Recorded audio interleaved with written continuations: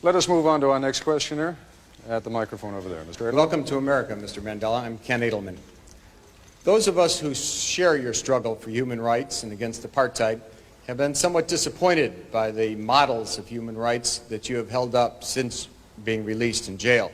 You've met over the last 6 months 3 times with Yasser Arafat, who you have praised. You have told Gaddafi that you share the view and applaud him on his record of human rights and his drive for freedom and peace around the world. And you have praised Fidel Castro as a leader of human rights and said that Cuba was one of the countries that's head and shoulders above all other countries in human rights, despite the fact that documents at the United Nations and elsewhere show that Cuba is one of the worst.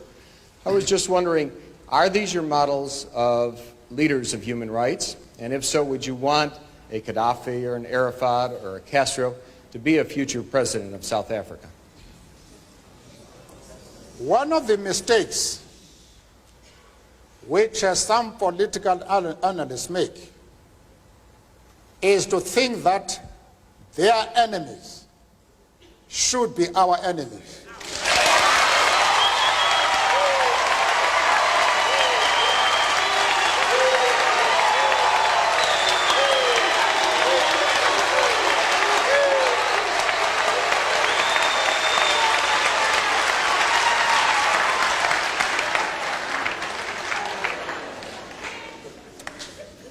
That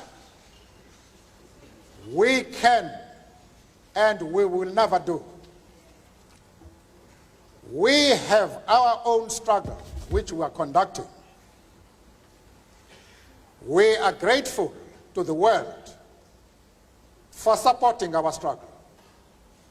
But nevertheless, we are an independent organization with its own policy.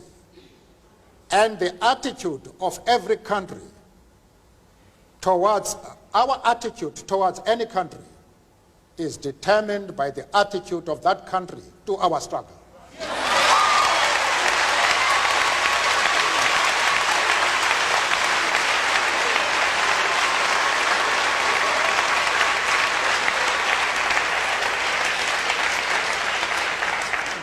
Yasser Arafat, Colonel Gaddafi,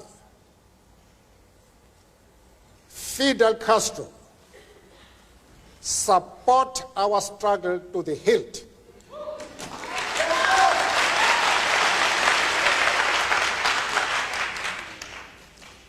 There is no reason whatsoever why we should have any hesitation about hailing their commitment to human rights as they are being demanded in South Africa.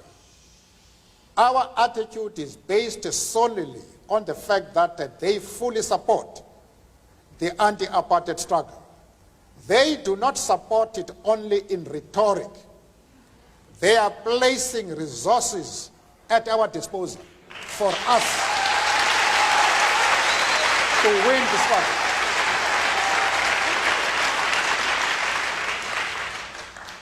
That is the position.